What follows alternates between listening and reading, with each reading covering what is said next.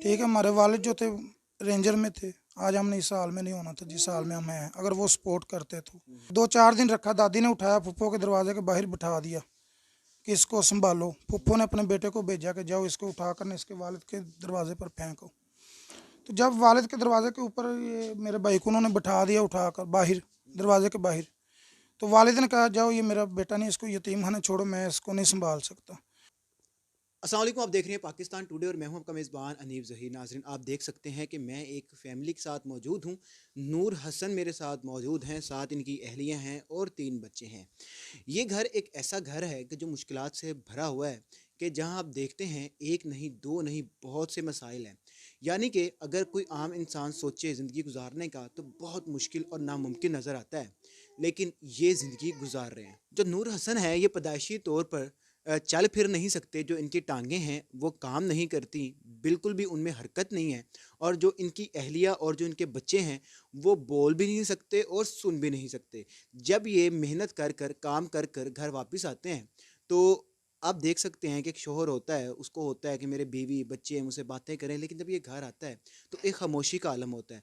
ना तो बच्चे बात कर सकते हैं, ना बीवी बात कर सकती है। हमारे साथ मौजूद है नूर हसन। बात करते हैं कि कितनी मुश्किल ज़िंदगी गुजार रहे हैं और किस तरह से इस तरह की ज़िंदगी गुजार रहे हैं। बात करते हैं। अस्सलाम वालेकुम। वालेकुम अस्सलाम। नूर भाई, बचपन से है आपको ये मसला? जी सर, ये बचपन से हम 3 भाई हैं, तीनों डिसेबल हैं। तो क्या वजह क्या है? डॉक्टर से आपने रजू किया, क्या वजह है, क्यों डिसेबल है? नहीं सर, वजह तो इसका अल्लाह ताला को बेहतर पता है। हम्म। हमने डॉक्टर से रुजू नहीं किया क्योंकि जब मैं पैदा हुआ था वालिद ने वालदा को डिवोर्स दे दी थी। ठीक है। क्योंकि वालदेन होते हैं जो बच्चों का चेकअप वगैरह करवाते हैं। अब मेरे बच्चे हैं, मुझे पता है कि मैंने इनका इलाज करवाना है, सब कुछ करना है। हम्म। ठीक है, तो वालिद ने जब सहारा नहीं बना तो फिर हम कैसे डॉक्टर को चेक करवाते। आप तीनों डिसेबल थे और ज़ाहिर बात है जो घर का खर्चा वगैरह होगा आपकी वालदा चलाती होंगी, तो क्या करती थी, किस तरह मेहनत करती थी वो? सर वालदा, पहले तो बात यह है कि वालदा ने भी आगे शादी कर ली थी, वालिद ने भी। अच्छा। तो हम कभी नानी नानी के पास रहते रहे, कभी किसी के पास, कभी किसी के पास, इस तरह हम अपनी ज़िंदगी का गुजर बसर करते रहे। हम्म। और जब से होश संभाला हम अपना कुछ छोटी मोटी मेहनत मजदूरी करना शुरू कर दी। ठीक है। तो उसके बाद अब अल्लाह ताला का शुक्र है कि बच्चे भी हैं, बीवी भी है, घर भी है, चाहे वो रेंट के ही है, लेकिन अल्लाह ताला का शुक्र है लाख लाख। क्या क्या मुश्किलात आपको पेश आती हैं जब आप स्टॉल पे जाते हैं? ज़ाहिर बात है एक नॉर्मल इंसान है, वो सुबह से लेकर शाम तक काम करता है, थक जाता है। अब तो चल फिर भी नहीं सकते, मूव भी नहीं कर सकते, सड़कों पर आप इस तरह से बेचती हैं चीज़ें, क्या क्या मुश्किलात आती हैं? सर्दी, गर्मी, धूप, बारिश? सर मुश्किलात तो बहुत हैं। देखें, सुबह से मैं बाइक पे बैठता हूँ, घर से बैठ कर जाता हूँ, जब मेरी वाइफ मुझे उठाकर बैठा देती है ना, तो सारा दिन मैंने उधर बाइक के ऊपर ही बैठना होता है क्योंकि मैं नीचे नहीं उतर सकता। उसके बाद सबसे बड़ी मुश्किलात ये है कि जब उधर खड़े होते हैं, कभी ट्रैफिक पुलिस वाले आ जाते हैं, चलो भी यहाँ से निकालो, क्योंकि रोड के ऊपर खड़े हैं। कभी एलडीए वाले आ जाते हैं, और कुछ लोग ऐसे हैं कि जो बाइक साथ लगाते हैं, कोई ना कोई चीज़ खींच कर भाग जाते हैं। ठीक है, उस चीज़ की भी कीमत होती है, उसकी बचत भी होती है, सब कुछ होता है, लेकिन उस वक्त दुख बहुत होता है क्योंकि हम ना तो उनको पकड़ सकते हैं और ना ही उनके पीछे जा सकते हैं। ठीक है, तो तकलीफ़ तो बहुत होती है उस वक्त, मुश्किलात तो बहुत ज़्यादा है ना हमें, क्योंकि जो आम इंसान है ना, जो तंदुरुस्त है, उसके लिए इस वक्त बहुत मुश्किलात है। जितनी महंगाई है, मेहनत मजदूरी करके घर का किराया निकालें, बच्चों को यानी कि अखराजात पूरे करें या बिजली का बिल तारें। आप सारा दिन काम करके घर आते हैं, घर आके आपके बीवी बच्चे भी नहीं बोल सकते, तो किस तरह आपके मतलब दिल पे क्या गुजरती है कि मतलब किस तरह की ज़िंदगी आप गुजारते हैं?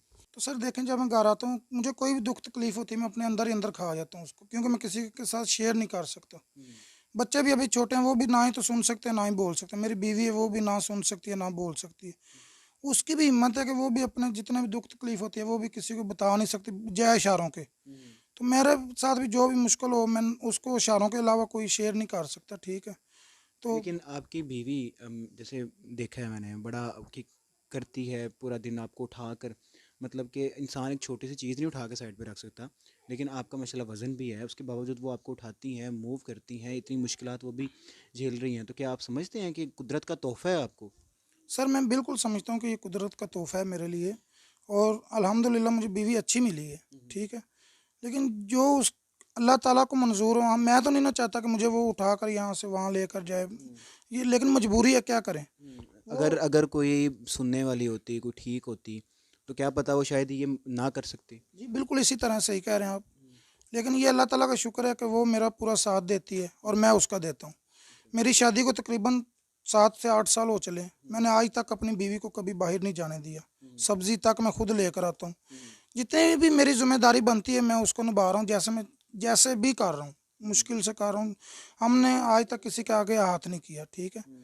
तो अल्लाह ताला का शुक्र है, हालात बहुत बहुत बुरे हमने देखे, हमने सड़कों पर सोए हैं, पार्कों में भी सोए हैं हम, लेकिन अल्लाह ताला का शुक्र है कि जिस हाल में भी अल्लाह ताला रखे उसका शुक्र अदा करते हैं हम बस। जब बच पैदा हुए तभी आपका ये टांगों का मसला था, उसके बाद आपके वालिद का जो मसला हो गया, वालदा का मसला हो गया। बचपन से आपने इन चीज़ों को देखा है, अभी तक उन चीज़ों को देख रहे हैं। जब काम कर रहे होते हैं लोग चीज़ें उठा के भाग जाते हैं, दिल में कुछ चीज़ तो होगी ना, कोई रंजिश तो होगी ना कि यार क्या मतलब कि मैं अपनी पूरी ज़िंदगी इस तरह से गुजार दी है, क्या गुनाह किया होगा। सर हमने क्या गुनाह करना है, ये तो गुनाह बड़ों का था जो हमारे सर पे लगाया आकर, ठीक है। हमारे वालिद जो थे रेंजर में थे, आज हमने इस हाल में नहीं होना था जिस हाल में हम हैं, अगर वो सपोर्ट करते तो। यहाँ तक हमारे वालिद ने, हमारे दादा ने हमें थोड़ी सी जगह दी थी, तकरीबन कुछ 6-7 मरले है, तो उसने उस जगह की खातिर हमें अखबार में निकलवा दिया तीनों भाइयों को, यहाँ तक कह दिया कि ये मेरे बेटे ही नहीं है।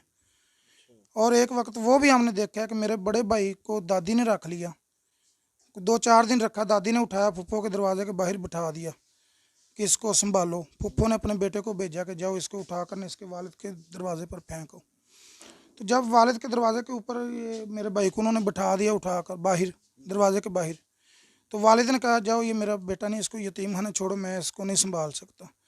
तो हमारे ऊपर तो बहुत सी मुश्किलात आई हैं सर, बहुत दुख तकलीफ हैं, वो सारी ऐसी बातें बात आपके जहन में तो चलती होंगी। चलती हैं सर, जहरी बात है, चलती हैं। सोचते हैं हम भी कि हम क्या थे क्या बन गए। हमें सपोर्ट की ज़रूरत थी किसी न किसी की, चाहे वो वालिद करता या चाहे वालदा करती, लेकिन हमें किसी ने सपोर्ट नहीं किया। हमने जितनी भी मुश्किल से ज़िंदगी गुजारी है, अब तो अल्लाह ताला का शुक्र है कि हालात कुछ बेहतर होते जा रहे हैं, आप दोस्तों की वजह से। कब से ये इंटरव्यू वगैरह चल रहे हैं, काफ़ी लोगों ने मेरी हेल्प भी की है और वज़ीर आला साहब ने भी नोटिस लिया हुआ है, तो उम्मीद है कुछ बेहतर ही होगा आगे। बच्चे का ऑपरेट भी होना है, क्या इशू है। वो उन्होंने ऑपरेट का वो बोर्ड बनवा दिया है, तकरीबन 10 से 15 दिन हो गए बोर्ड बने हुए, लेकिन उन्होंने अभी तक हॉस्पिटल वालों ने रब्ता नहीं किया। मैंने उधर डिप्टी सेक्रेटरी साहब हैं वज़ीर आला को, उसको कॉल की थी, तो उन्होंने कहा कि इंशाल्लाह जल्द से जल्द वो रब्ता आपसे करेंगे, आप बेफिक्र हो जाएं इंशाल्लाह। तो हमें आस उम्मीद लग रही है अब, यानी कि आगे का जो हो रहा है अच्छा ही होगा इंशाल्लाह।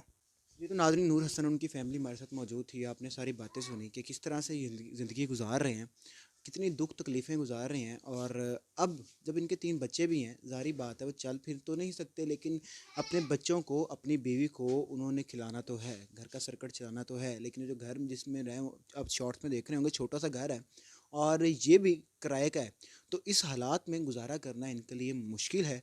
नंबर स्क्रीन पे चल रहा होगा, कोई इनकी मदद करना चाहता है, इनकी मदद लाजमी करे, ताकि जो भी इनके मसले मसाइल हैं, जो आगे की ज़िंदगी है, जो दुख तकलीफ़ें इनको मिली वो तो मिली, लेकिन कहीं ना कहीं आसानियाँ पैदा हो सकें। इसी के साथ मुझे दीजिए इजाज़त। अल्लाह हाफिज़।